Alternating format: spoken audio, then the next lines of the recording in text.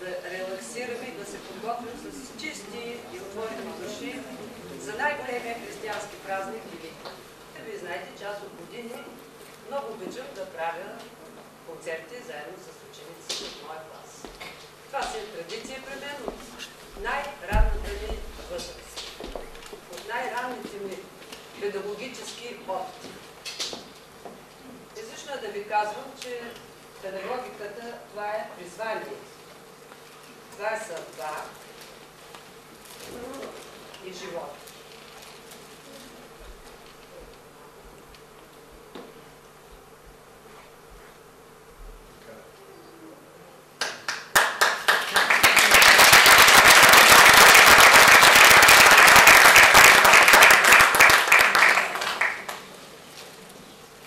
Днес съм особено щастлива, като първи номер в програмата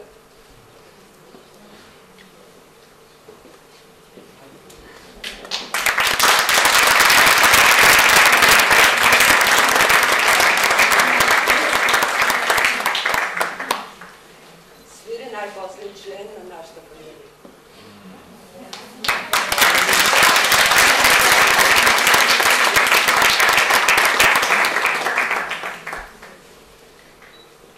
Приготвила за вас приспивна от Парашкев Хаджиев и вариации от Беркович. Това е внучката на моя брат.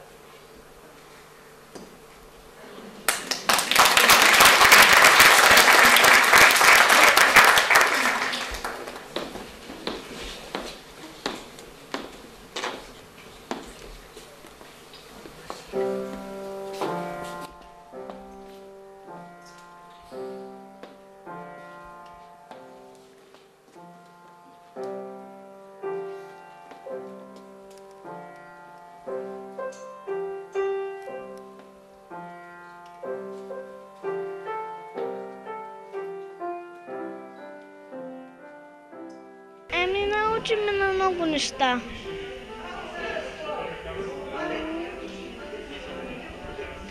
Например, как да свиря, как на педала, кой пръст да слага в някоя пиеси.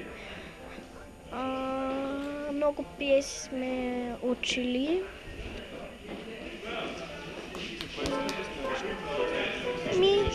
Пианистка искам да стана.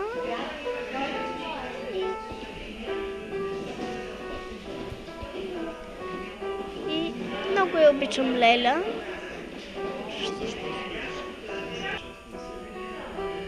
Ами това е моя клас. Това е моя клас. Аз имам само още 2 абитуриентки, но те имат други задачи. Те първо няма да кандидатстват музика и двете, второ те се готвят за матура. Те самите решиха, че на тази база, на която са другите, на това ниво, те просто нямат място тук, защото те имат други задачи в момента, не са се готвили. Докато всички останали положиха много голям труд. Аз мисля, че то се чу днес. Да. Че много я обичам и че ми е че и много я обичам от всички в семейството ми и я поздравявам за това, че ме е научила на толкова много неща. Изключително способна, защото гена е много силен тук, но всички деца са много кадърни. Аз нямам неспособни дете. Всички са изключително музикални и трудолюбиви, което е много важно. Много е важно. Те наистина се трудят.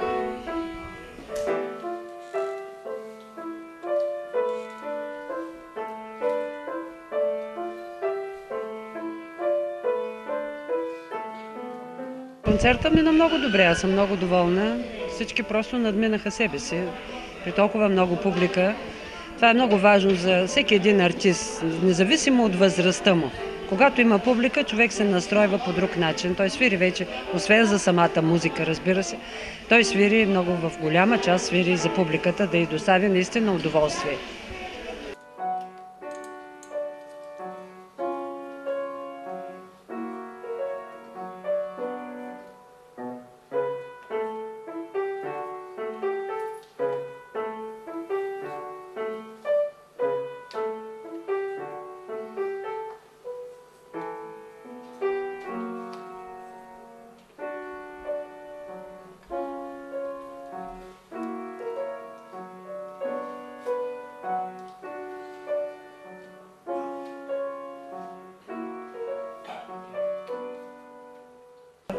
Тази зала заслужава един великолепен инструмент. Атмосферата тук е неповторима.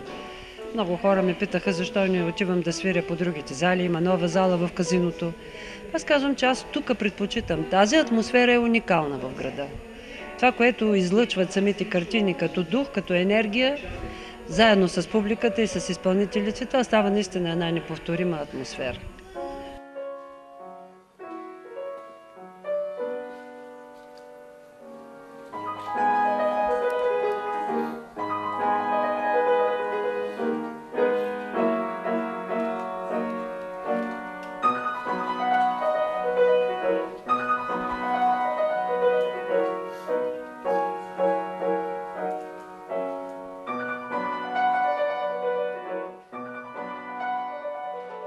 Най-разнообразни изпълнения имаше, най-разнообразни произведения. Първите деца са много малки. Разбира се, финала на концерта с 11-класника беше впечатляващ. Искам само да кажа, че на мен беше много трудно да свиря след него. Много трудно. Първо аз слушам много селективно. Всяка тая нота е минала през мен, всяка една нота от всяко изпълнение. И това много ме натоварва. Даже си помислих в един момент, аз изобщо ще мога ли да свиря. Но оказва се за хиляден път, че рутината и опита си казват думата. Много отдавна не ми се е случвало на сцена. Нито една нота не ми избяга днес. Нито една.